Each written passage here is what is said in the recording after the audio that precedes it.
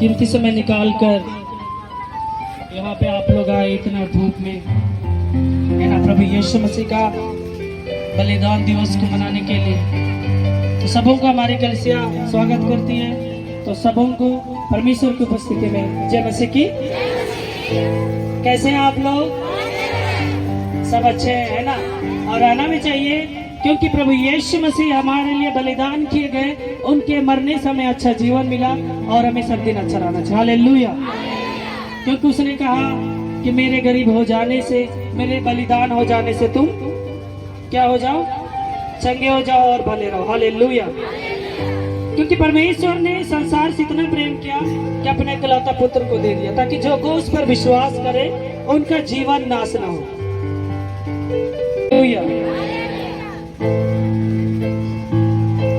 ताकि वे लोग अनंत जीवन पाएंगे। और हमारे पापों को धोने के लिए वो अपना पवित्र लहू को अपने क्रूस में बलिदान कर देता है, ताकि उनके लहू गिरने से हम, उनके लहू बहने से हम पापों से शुद्ध हो जाए। जानते हैं आज पूरे विश्व में गुड फ्राइडे का दिवस मनाया जा रहा है, यानी कि यीशु मसीह का बलिदान का दिवस को मनाया जा रहा है, क्योंकि प्रभु यीशु मसीह सभी इंसानों के लिए कुर्बान किए गए। क्योंकि पुराने युग में पापों से छुटकारा के लिए परमेश्वर के अनुसार बलि लगता था, वो भी शुद्ध और पवित्र होना चाहिए। मेमना हो, कबूतर हो, जो कुछ भी हो। मगर उनमें से बहुत से लोग जो मीडियम परिवार के थे खरीद नहीं पाते थे, इसलिए परमेश्वर को ममता लगा कि लोग पाप गुनाह में भर रहे हैं। तो बाद में परमेश्वर ने देखा कि सबसे शुद्ध और पाक और पवित्र उसका मेमना, यानी कि उसका इकलौता बेटा है। उसने मनुष्य जाति के पापों की छुटकारा के लिए अपना बेटा को इस संसार को दे देता है, ताकि वो हमारे लिए बलि चढ़े और उसका पवित्र लहू के द्वारा पूरे संसार के लोग शुद्ध किए जाए। हालेलुया। उसी दिन को आज हम लोग मानने के लिए यहाँ पे हाजिर हैं। प्रभु आप सबों को आशीष दे कि आप लोग परमेश्वर का जो मेमना, जो बलि चढ़ाया गया, उसके यादगार में आज हम लोग यहाँ पे हाजिर हैं। क्योंकि बहुत से लोग नहीं जानते हैं कि प्रभु यीशु मसीह का बलि क्यों चढ़ाया गया, वो अपने आप को क्यों नहीं रोका। कारण है क्योंकि परमेश्वर के अनुसार उसके भविष्यवक्ता लोग पहले से भविष्यवाणी कर दिए थे कि जगत की प्रेम के लिए वो कुर्बान हो जाएगा।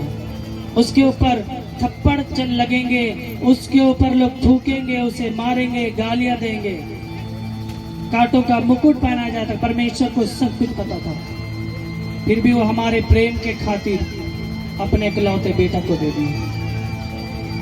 दुनिया को पता था कि वो इस संसार में जब आया, मुर्दों को जिलाया, अंधे लोग देखने लगे, कोढ़ियों को शुद्ध किया और अन्य प्रकार की बीमारियों से लोग ठीक हुए। फिर भी लोग, दो निगाह अपनी होते हुए भी लोग अंधे थे। उनका आत्मिक आंख नहीं जाग पाया था। मगर हम खुशनसीब हैं जो कि खुदा की प्यारे बंदे हैं, जो कि हम उसके डरवई हैं, उसको जो मानते हैं। हम आज के दिन में आए हैं, प्रभु अपने घाव में, अपने पवित्र लहू के द्वारा अपने घाव में हमारे बीमारियों को छिपाए और पवित्र लहू के द्वारा हमारे पाप गुनाह को शुद्ध करें।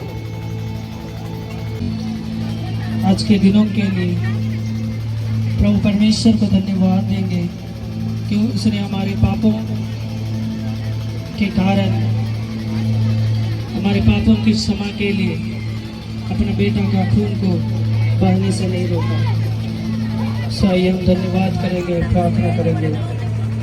हर एक जन पूरा प्रार्थना करें, मन लगाए, आंखों को बंद करेंगे, उसकी तारीफ, उसकी बड़ाई, उसकी महिमा करना स्टार्ट कर देंगे। हर एक जन प्रार्थना करे, हर एक जन अपने अपने मुंह को खोले और धन्यवाद करे परमेश्वर का।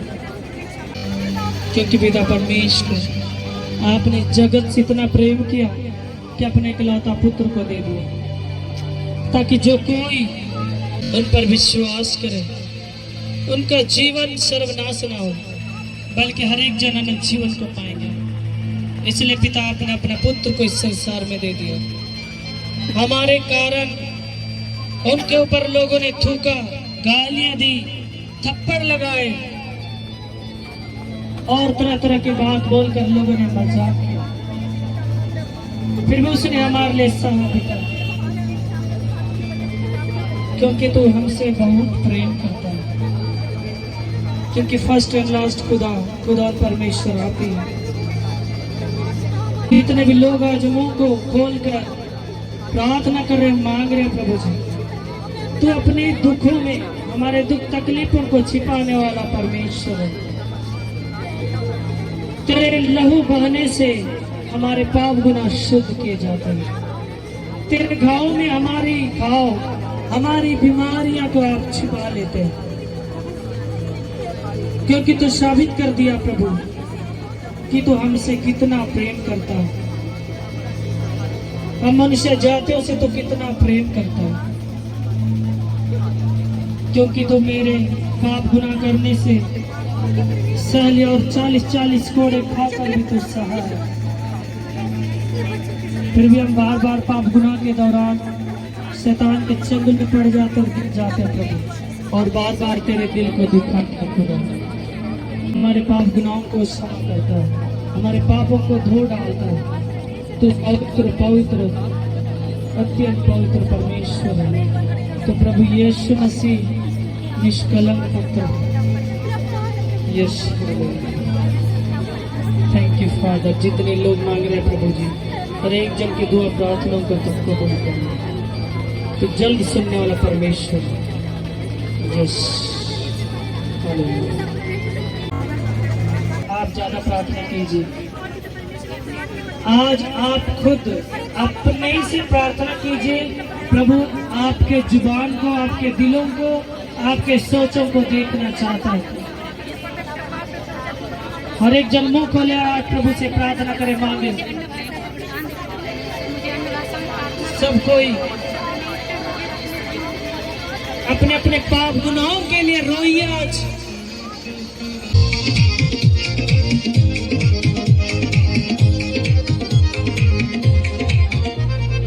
हालेलुया दे नारे लागी गिरेगी, हमारे लोग की दीवार गिरेगी।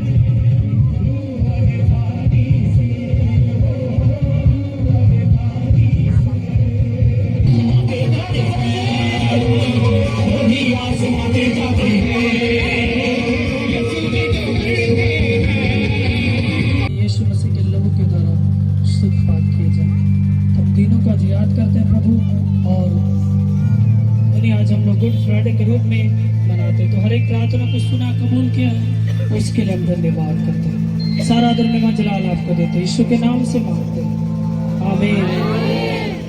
लोग के साथ शाम में संध्या के भोजन के समय एक साथ बैठे और भोजन करने के तुरंत बाद वे अपने 12 चेलों के पैर धोते हैं। तो हम लोग उस विधि को देखेंगे। और उसने कहा, मैं प्रभु और गुरु होकर भी तुम्हारे पैर धोए, तुम भी अपने दोस्तों के साथ, अपने भाइयों के साथ ऐसा ही करना। और नम्रता का हमें शिक्षा को देते हैं। हालेलुया। क्योंकि इस संसार में जितने भी गुरु हैं, कभी वे चेलों का सेवा नहीं कर सकते, है ना।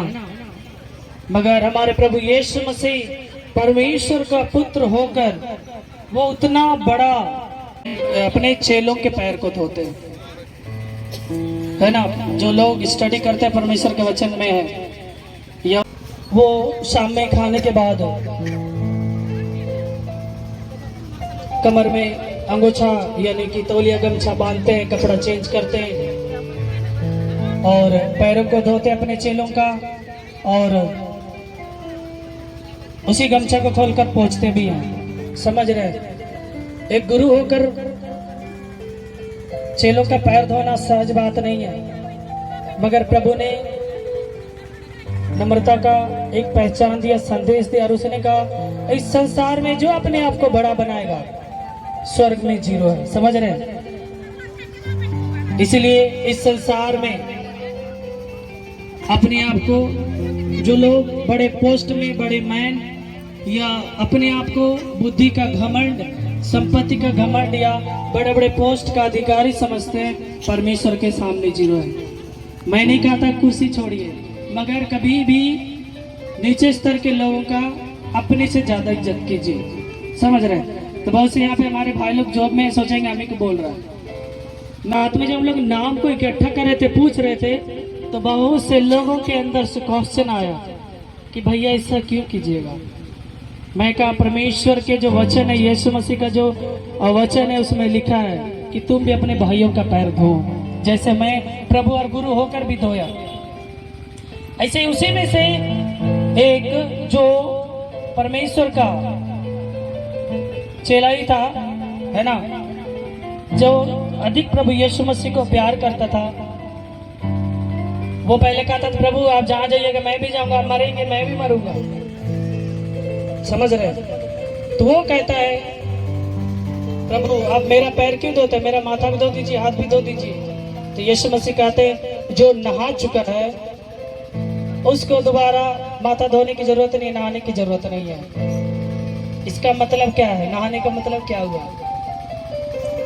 नहाना मतलब जो पाप गुनाह से पश्चाताप कर चुका है उसको दोबारा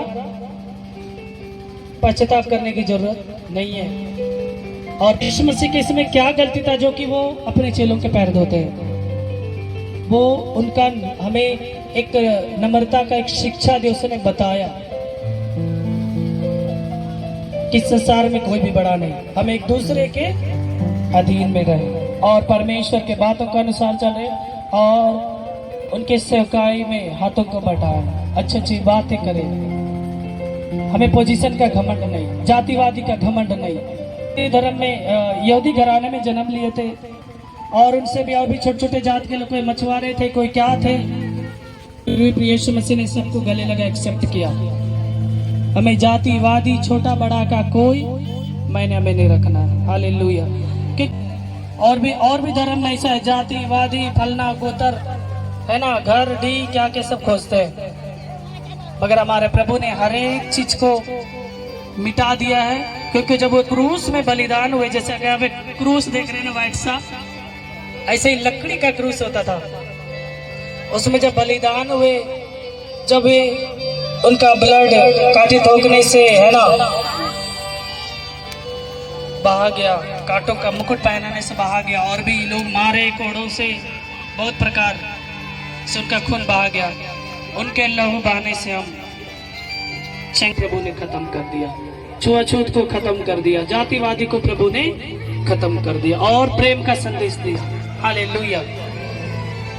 उसने सब कुछ को खत्म करके प्रेम और क्या का संदेश दिया?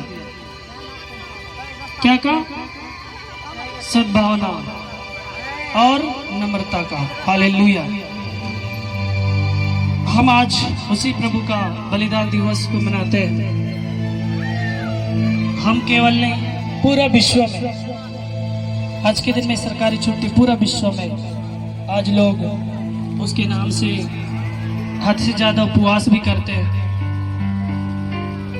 और प्रार्थना जब खत्म होता है आज के दिनों में, तो लोग हैप्पी ईस्टर संडे का स्पेशल में लोगों को मुबारकबाद भी देते हैं, है ना। सो अभी हम लोग चेलों के पैर धोंगे, यानी कि हमारे इस चर्च के शुभ चिंतक और वॉलेंटियर्स या हाथ बटाकर काम करने वाले लोग सामने आएंगे, उनके लिए हम लोग पैर को धोएंगे, है ना।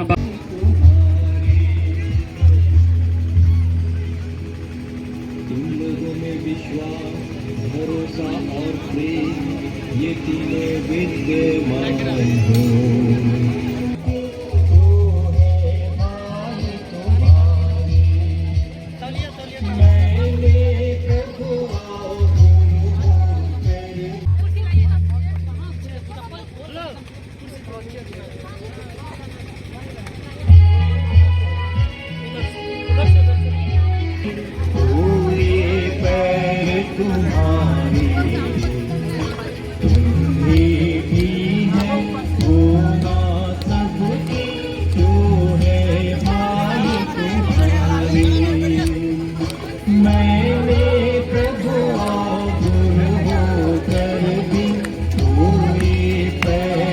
प्रभु कहते हैं, मैं तुम्हें एक नई आज्ञा देता हूँ, जैसा मैंने तुम्हें प्यार किया है।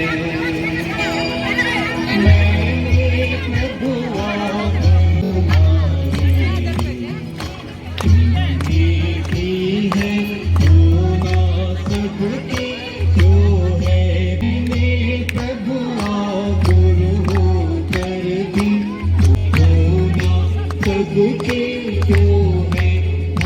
पर से उठकर बर्तन में पानी भरकर अपने चेलों के पैर, मैंने प्रभु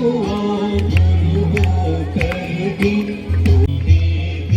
है होना सबके क्यों है भाई तुम्हारा।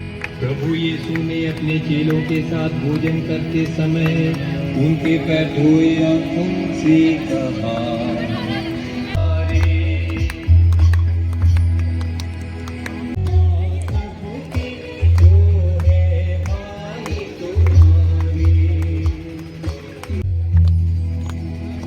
प्रभु भोजन पर से उठकर बर्तन में पानी भरकर अपने चेलों सबके क्यों है भाई तुम्हारा। प्रभु आओ गुरु होकर भी। प्रभु यीशु ने अपने चेलों के साथ भोजन करते समय उनके पैर धोए और उनसे कहा, ना क्या किया है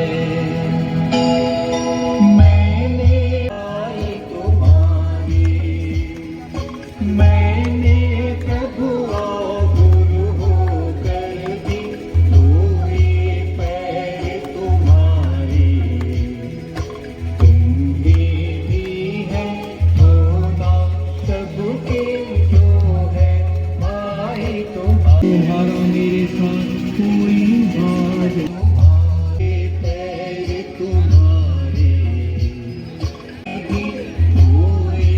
सबके तुम्हें भी है होगा। उनके पैर धोया तुमसे कहा, क्या तुम समझते हो गुरु होकर भी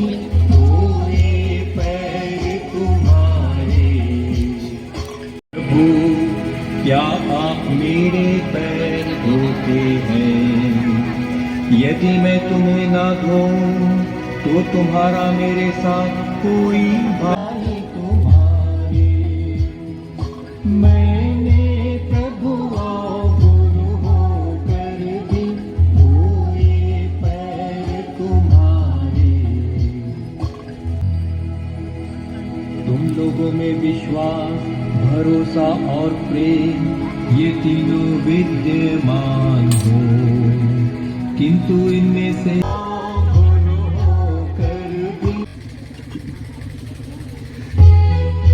भाई तुम्हारे। मैंने प्रभु और गुरु होकर भी धोए पैर तुम्हारे।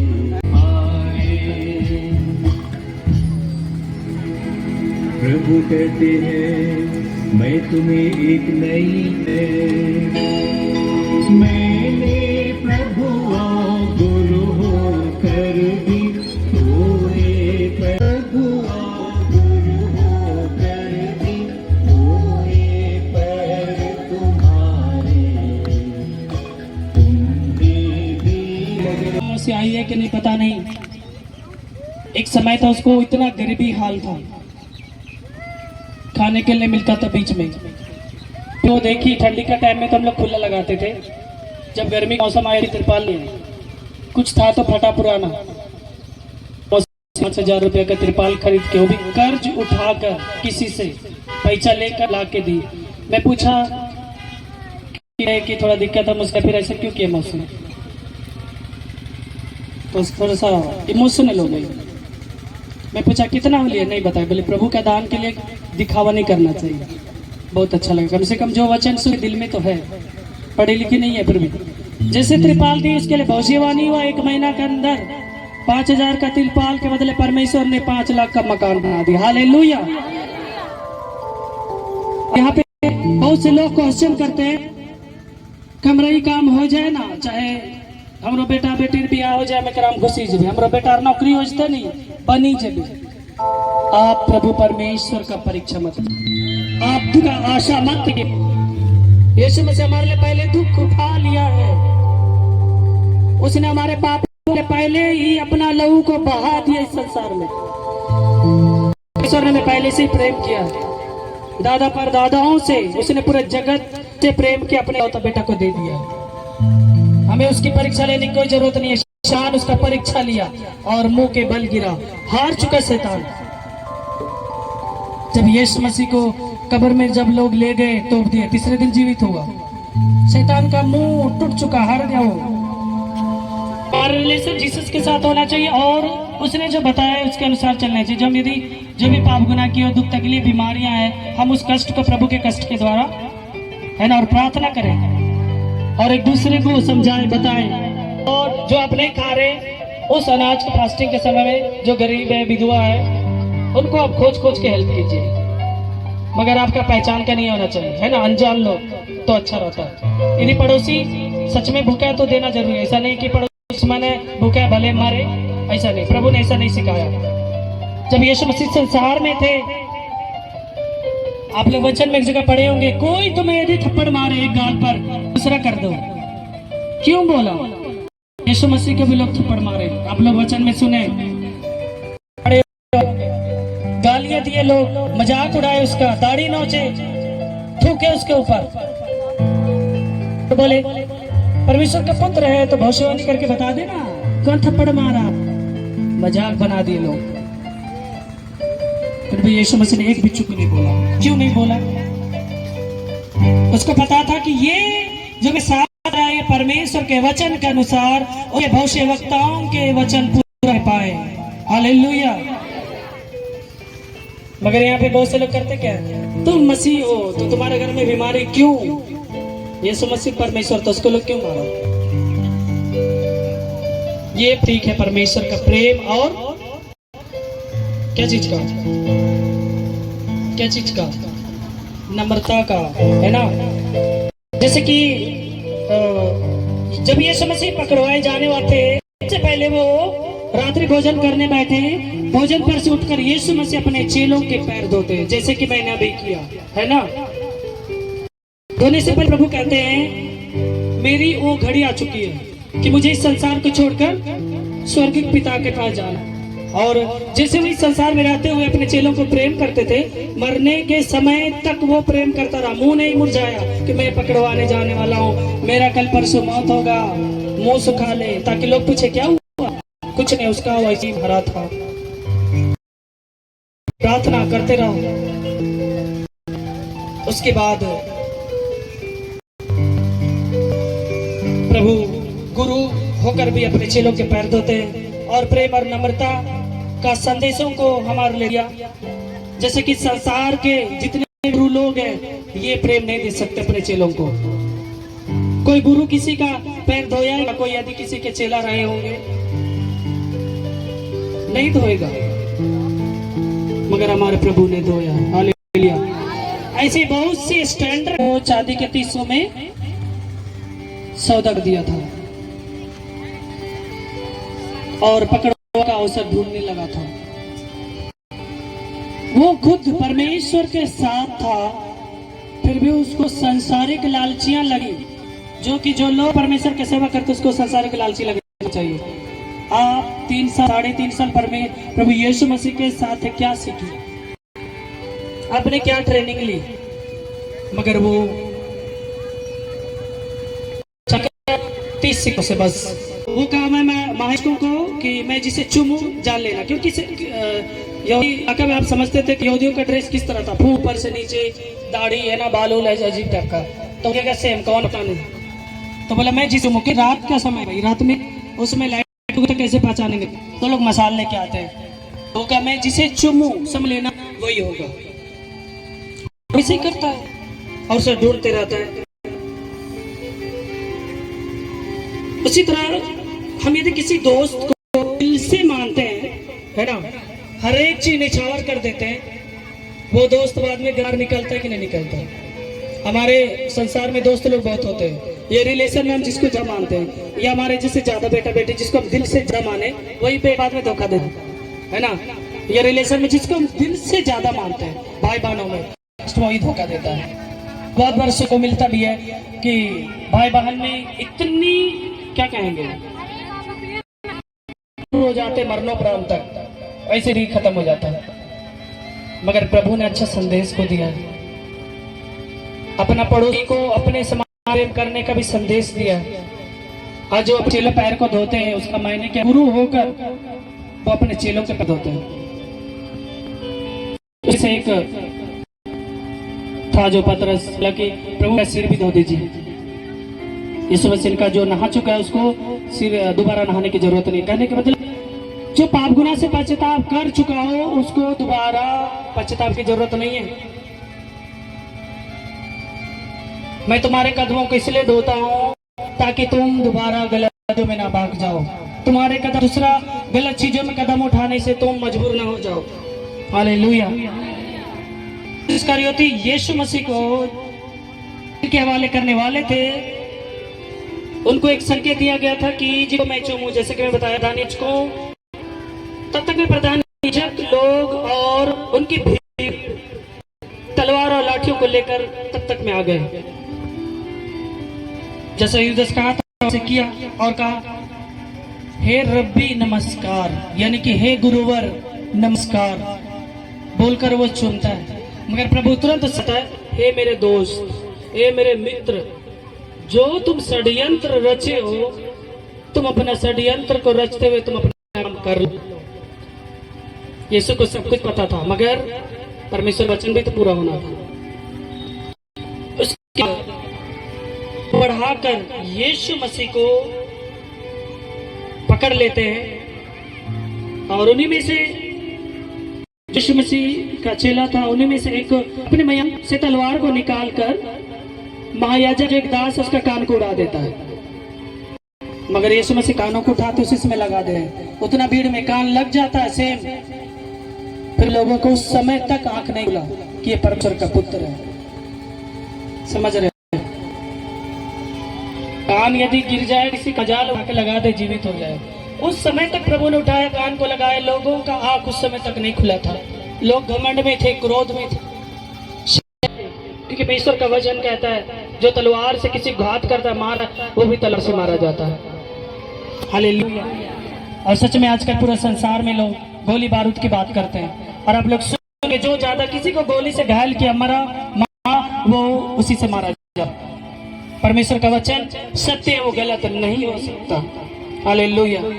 आप यदि किसी को झूठी गवाही देकर कोर्ट कचहरी से बचाए हों या पंचायत से बचाए हों, एक दिन आप फंस जाइएगा। आपको बचाने वाला कोई नहीं होगा। परमेश्वर सत्य है।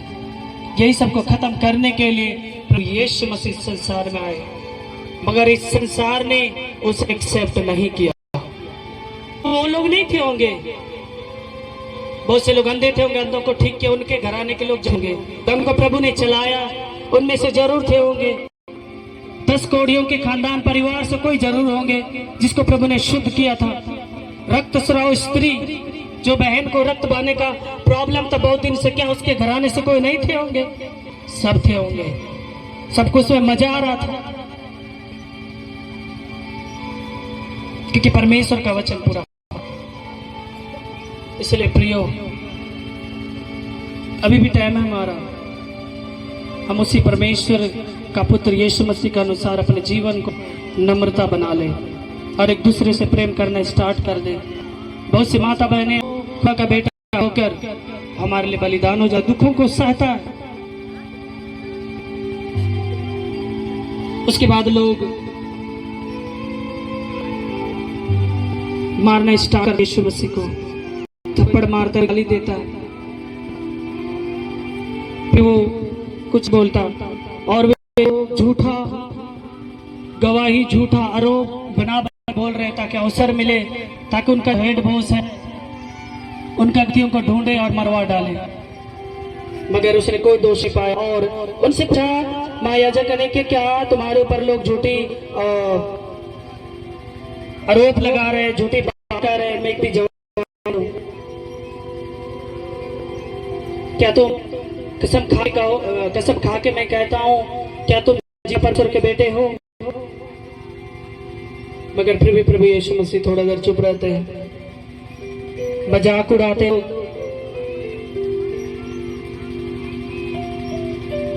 और तक में उनके साथ बहुत बुराइयां होती हैं। जैसे प्रभु यीशु मसीह ने कहा कि ये परमेश्वर की ओर से अपने चेलों को उनका भविष्यवाणी पूरा होना है। तक में सारे चेले यीशु मसीह को छोड़कर भाग जाते हैं, एक साथ नहीं। जैसे कि पहले पतरस ने कहा था, प्रभु आप कहाँ जाए मैं वहां जाऊंगा, आप पानी में चलेंगे पानी में चलूंगा, कांटों में लेंगे कांटों में चलूंगा। आज वो पतरस दुम के भाग जाता है। उसी प्रकार शायद आज हम लोग इस कलीसिया में बहुत से लोग सदस्य तो हैं, शायद पास्टरों का कोई चीज तकलीफ हो या बदमाश लोग आएंगे बंदूक सटा देंगे या कुछ गाली देंगे, आप लोग सब भाग जाइएगा। अभी बोल रहे हैं ना, जब प्रभु के साथ में एक में बैठ कर लोग खाते, एक साथ बातचीत करते थे, हर एक सुख दुख एक लोग बांटते थे, फिर भी उन लोगों ने उसका कामों को देखा भी जब यीशु मसीह उनके हवाले किए जाते सब उड़ जाते हैं। इससे हमें सीखने को मिलता है कि सुख हो हम परमेश्वर में स्थिर रहे। हालेलुया। तब तक पतरस जो उनका चेला में से था, किसी के आंगन में जा रहा है ना, अनजान बैठ जाता था, किसी का रिश्ता है तो उस आंगन में उससे, अरे तुम तो किसी के साथ था। तब वो बोलता नहीं मैं जी किसके बारे में बोल रहा, मैं जानता तक नहीं हूँ। तब तक मैं थोड़ा सा घसक के बाहर आता है, क्या बोलते हैं आंगन से बाहर, डेवड़ी है ना, डिड़िया क्या बोलते हैं, उधर जाकर तो बाहर में दूसरी दासी का इसको मैं यीशु के साथ देखी हूँ। तब वो कसम खा कर कहता है कि उसे नहीं जानता, आप किसके बारे में बोल रहे, हम समझ नहीं रहे। तीसरी बार बहुत से तो आप सभी ने कहा अरे इसको हम लोग देखे उसके साथ, यीशु नाज़री के साथ था ये। तब तक में मुर्गा बांध देता है कुकड़ू को, क्योंकि यीशु मसीह पहले ही कहा था, तुम जो ये पतरस जो तुम इतने चिकनी चौपड़ी बात बोल रहे हो ना, तुम एक बार इनकार करोगे। वो समझ नहीं पाया था। और देखिए ये मसीह पकड़वाने जाने वाला था, भाग गया और 3 बार इनकार किया। यीशु ने कहा जिसमें तुम्हें 3 बार इनकार करोगे भागेगा। और सच्चे मूर्ख को उसी समय वो रोता है, माथा पटकता है, पश्चाताप करता है। कार्य होती का सिक्का फुर हो गया, सोचा कि मैं अब तो बहुत धनी हो गया। मगर यीशु मसीह जिससे वो सौदा किया था, यीशु मसीह उसको एक बात है, कैसा व्यक्ति जन्म ही ना लेता। फिर का परमेश्वर का वचन तो पूरा होना, कोई तो कोई पकड़ाएगा ना जी। मगर जो उनके नजदीक दोस्त लोग तो दिल से वही लोग धोखेबाज निकले। यूदास इस्करियोती उसी के बगल में बैठता था, उसी का थाली से खा लेता था, है ना। भी वो ज्यादा शायद प्रेम दिखाने के लिए। सेकंड में पतरस भी, मगर देखिए धोखेबाज। ये संसार मतलबी है। जरूरत पड़े तो लोग दिल देने की बात करते हैं, जरूरत खत्म लेने के। हालेलुया। परमेश्वर वचन के द्वारा आप सबों को आशीष दे। आज कुछ है क्योंकि खत्म नहीं हुआ है ना, आज फ्राइडे है थोड़ा सा, तो धकेलते मारते लेके जाते हैं और कपड़े को फाड़ते हैं, उतार देते हैं, लाल रंग का कपड़ा पहनाते हैं और उन शरीर में तो का मुकुट को गूंथ कर, है ना, माथा में रख के जोर से दबा देते हैं और मजाक उड़ाते हैं। और उनके दाहिने हाथ में सरकंडा दिया और आगे घुटने टेक कर ठट उड़ाने लगे, कहे यहूदी के राजा नमस्कार। मजाक। इसलिए राजाओं का मुकुट के लिए कांटों का मुकुट देते हैं और उस पर थूकते हैं और खट्टी, है ना, चीजों को देते हैं। उसके सिर पर सरकन से मारने लगे। जब ये ठट कर चुके तो भागा, ऊपर से उतर कर फिर उसी के कपड़े पहनाए और क्रूस पर चढ़ाने के लिए लेके चले जाते। हमारे वो इतना सहन किया।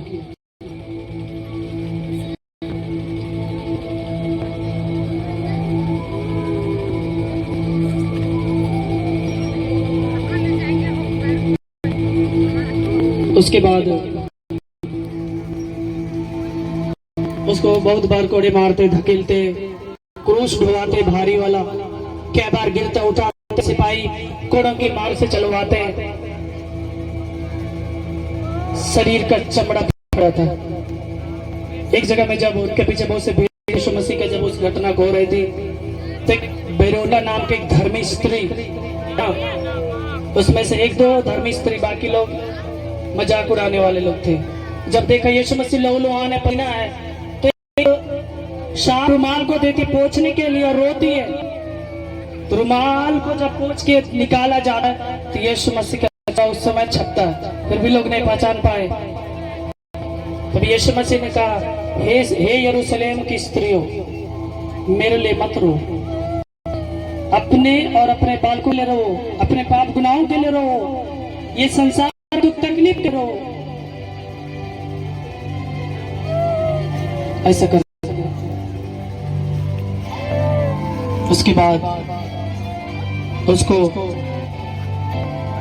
बहुत कुछ करते, दुख तकलीफें देते, कहां कहां लेके जाते हैं, उतना भारी क्रूस ढुआते कोड़ों की मार से। जब वो गिरता है 2-3 बार गिरा, फिर उठाते, कांधा में देते। जो कोई यदि माता बहन उसके शुभचिंतक भी, तो यदि वो कुछ करती तो उनको भी सिपाही लोग धमकाते। जब ये लोग क्रूस देते हैं, अब देखे उनको डर लगने लगा सिपाहियों को कि ये मर ना जाए, क्योंकि राजा को हमें हिसाब देना पड़ेगा। इसलिए वे क्रूस पर पटक के उसके हाथों में कीलों से ठोकते और दोनों पैर को जमा करके जोर से ठोकते, टाइट कर शरीर को, उसके क्रूस को खड़ा करे ताकि ये क्रूस पर तड़प के मर जाए।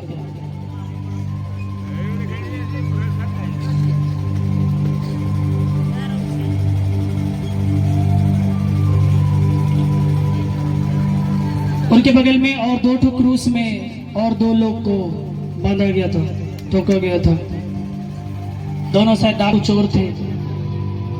उनमें से एक उस समय तक मजाक उड़ाता, क्या तू परमेश्वर का पुत्र नहीं, अपने आप को बचा ले, क्यों क्रूस में तड़प रहे हम लोग के साथ।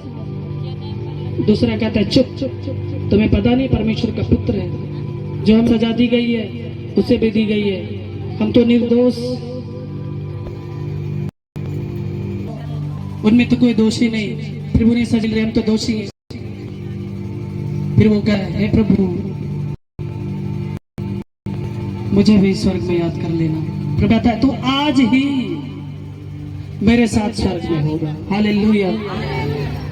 वो डाकू होकर भी पश्चाताप कर मरण प्रांत तक हमारे लिए प्रभु मौका देता है। तू जिंदगी भर पाप ना किया यदि अचानक वो में आते पश्चाताप करो, अच्छा करना स्टार्ट कर दो, प्रभु तुम्हारा जिंदगी भर पाप को नहीं देखेगा, तुरंत तुम्हें माफ करेगा। हालेलुया। मगर जो लोग थिरथर रहेंगे, कितना भी उनको कर जी लास्ट तक वही हाल देखे होंगे, बहुत बार सुने भी होंगे। घमंडी लोग घमंडी करते करते मरने घमंड करके मर जाते हैं, पाप गुनाह से पश्चाताप करना कोशिश नहीं करते। जब उनके चेले सामने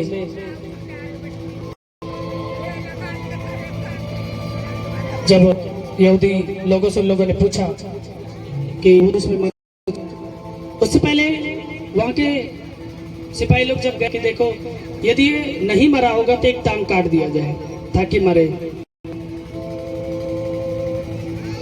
नियम था।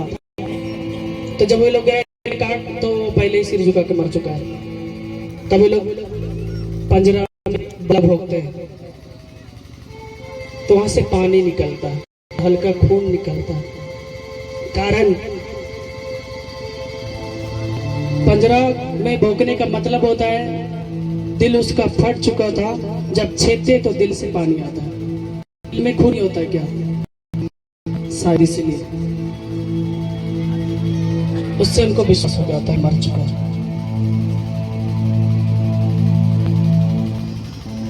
के बाद उसको कब्र में लेके जाते हैं, माता साथ में जाती है। जवान बेटा यदि किसी सामने जाए तो उस माँ का क्या हाल होता होगा। उसके लिए भविष्यवाणी कर दिया गया था कि तेरे बेटे के कारण हमारा दिल तलवार से छिद जाएगा। इसका मतलब क्या है, माँ का दिल बेटा के चलते, जैसे हमारे जवान बच्चे को मार जाए तो हम लोग क्या बोलते, माँ का दिल फट गया होगा, है ना। उसी बात को पहले भविष्यवाणी कर दिया गया था कि तुम्हारा दिल तुम्हारे बेटे के चलते तलवार से छिद जाए, क्योंकि वो धर्मी स्त्री को पता था, मगर परमेश्वर पूरा होना है। हालेलुया। उस दिनों को आज पूरा कलीसिया मनाती है। बहुत जगह झांकी निकल जाए, शाम तक पूरा धूप में लोग प्रार्थना करते हैं, झांकी का उसका कोई फास्टिंग में रहे। हमारे पाप के कारण वो इतना सहा और बलिदान हुए, और तीसरे दिन वो जीत होता है। कुछ लोग नहीं जाते तो उनको लगा शायद यहूदियों को डर था कि कब्र से ये लोग यीशु मसीह को जा लेगा और बोलेगा कि जीवित है, बोल के लोग पहरा देते थे। मगर यीशु मसीह तीसरे दिन पाँव फटना यानी कि सूरज उगने से पहले जीवित हो जाते हैं। जब यहूदी धर्म के अनुसार नियम था कब्र के पास ना प्रार्थना करना, सेंट को डालना, है ना, अगरबत्ती न जलाना नियम था। होगा लोग सेंट लेके जाती है वहां पे तो देखती है कब्र खुला है, प्रभु नहीं है। कुछ लोग को डर लगा हमारे यीशु मसीह किसी ने चुरा लिया। मरियम मांग लेना पहले जाइए, क्योंकि इससे हमें शिक्षा मिलता है कि परमेश्वर ने औरतों को धर्म के प्रति ज्यादा ही उत्साहित किया। हालेलुया। यीशु मसीह जन्मा मरियम से, सृष्टि हुआ आदम एवा लेडीज का हिस्सा ज्यादा बना। नबी इब्राहिम की वाइफ आशा बहुत सी लेडीजों के हिस्से बनी। परमेश्वर कलीसियाओं में ज्यादा हमारे माता बहनों है, और माता बहनें कलीसियाओं में फर्स्ट रहती हैं। हालेलुया। तो माँ अपने से आती है कब्र में, जैसे ठीक ठाक करती है, उसके बाद वो लोग चले आते हैं, है ना। तब यीशु मसीह को कभी रखते, यीशु मसीह तीसरे दिन जब जीवित हुआ, जब वेट करते देखते नहीं है, और सफेद सफेद वस्त्र में कुछ लोग दिखते हैं, स्वर्गदूत। कब्र में किनको ढूंढ रहे हैं आप लोग? तो बताती है जिनको ढूंढ रहे हैं वो जीवित हो चुका है। वो लोग दौड़ी आती हैं, खबर देती हैं। कुछ चेलों को थॉमस को खबर मिलता, कहता है मैं विश्वास नहीं करता, जब तक मैं उसके छेद में उंगली ना डाल दूं मैं विश्वास नहीं करूंगा को जीवित हुआ है। यीशु मसीह आते हैं और कहते हैं धन्य है वे जो बिना देखे मुझ पर विश्वास करते हैं। हालेलुया। ये शॉर्टकट में हो रहा है, मगर उससे पहले पेंतेकोस्त के समय और बाद की बात है, जब इस संसार में फिर 40 दिन रहे यीशु मसीह, अच्छी अच्छी बातों को बताया गया कि मेरे नाम से झूठे भविष्यवक्ता आएंगे, मेरे नाम से धर्म के ठेकेदार आएंगे, मेरे नाम भविष्यवाणी भी की जाएंगी, झूठे भविष्यवक्ता आएंगे, बीमारी ठीक करेंगे, तुम्हें बहकाएंगे, तुम बहकना नहीं, क्योंकि यीशु मसीह पहले काज कर मेरी भेड़ें मुझे पहचानती हैं। यीशु मसीह क्योंकि हम पहचानते जाते हैं, हमें तकने की जरूरत नहीं है। उसके नाम से बड़े बड़े टेंडर बने, स्कूल कॉलेज बने, बड़े संस्थान बने, हमें भागना नहीं है। हमें रंगीन दुनिया में नहीं जाना, चिकनी चौपड़ी चीजों में नहीं जाना, हमें नॉर्मल और साधारण बन के जीना है। झूठे भविष्यवक्ता बहुत आएंगे, बड़े बड़े माला पहन कर भविष्यवाणी करते, धमका धमका के, बहुत जगह होता है। ये जब तक कैंडल नहीं जलाएंगे भविष्यवाणी नहीं होगा, ऐसा करके शैतान भी सेम प्रभु के समान काम कर रहा, हमें डरना नहीं है, उसके अनुसार जी नहीं है। और उसने कहा कि मैं तुम्हें एक सहायता प्रदान करूंगा जो तुम्हें सामर्थ्य से भरे, सहायता करे। हम तीसरे जनरेशन परमेश्वर के अनुसार, हमें अभी बहुत रात में लाएगा। हालेलुया। पेंतेकोस्त के समय सभी लोग डर गए, एक रूम में बंद है, चेलों से लेकर माता मरियम तक जो उसकी माता थी, प्रार्थना थे यहूदी लोग हमें भी ना मार दे, हमारे गुरु को मार दिया। अचानक यीशु मसीह का आत्मा आकर बोलता है तुम्हें सांस ले, डर जाते हैं भूत, है ना। हम लोग घर बंद किए, कौन आया, भूत भूत, डरने लगे। तो यीशु मसीह फिर कहते तुम्हें शांति मिले, तब तक में लोग पहचान देते। हालेलुया। और उसने इस संसार में रहकर अच्छे अच्छे संदेश को दिया, मुर्दों को जिलाया, लंगड़ों को चलाया, अंधों को दिखाया, रक्त सब बीमारियों को ठीक, और अन्य प्रकार कितने बीमारियों को ठीक किया। कहते उसके नाम से छपा जात में अटता नहीं, संघ वचन में।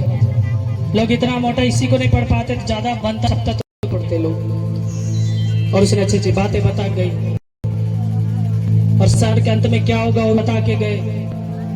उनका पहचान होगा, देश के विरुद्ध से लगा, राज्य के विरुद्ध राज्य चढ़ाई करेगा, जातिवादी होंगी, और हमें डरने की कोई जरूरत नहीं। मसीह विरोधी उठ रहे आज पूरा संसार में। एक दो जन मुझे धमकी भी दिए व्हाट्सएप में, पता नहीं कौन धमकी दिया कि पुराना विधान बंद करके नया विधान पढ़ना स्टार्ट करो, माता मरियम से प्रार्थना का स्टार्ट करो। मैं कहा जिसमें सब लोग कोठरी बंद करके प्रार्थना कर रहे थे, मरियम भी वहां थी, वो भी तो साधारण औरत थी, तो क्यों उससे प्रार्थना करेंगे, वो भी तो डरी हुई थी। यदि वो परमेश्वर की आत्मा से जन्मे होती तो नहीं डरती। हम प्रभु परमेश्वर से डायरेक्ट बात कर सकते, प्रार्थना कर सकते, हमें संसारिक नियमों से कोई मतलब नहीं। और मुझे कहे व्हाट्सएप में घुटने टेको, तुम गलती किया, सामर्थ छीन लिया जाएगा, कौन था पता नहीं। मैं पूछा नाम क्या है, पता नहीं बता, शायद उनके वो निशान काम किया हो या मेंटल हो, कोई भी होगा। मैं उनके लिए प्रार्थना करता हूँ, पता चल जाए और प्रभु में वो आ जाए, सुन जाए यीशु मसीह के नाम में। और भी बता, आप लोग नहीं समझेंगे, इसलिए इतना काफी है, समझने वाले समझ गए होंगे शॉर्ट में।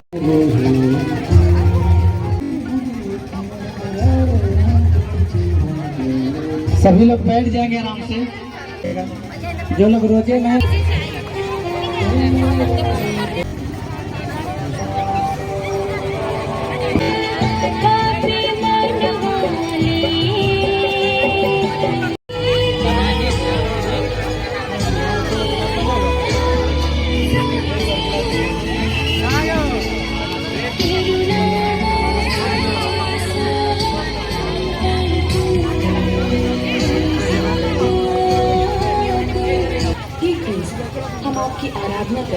और आपको धन्य मानते हैं।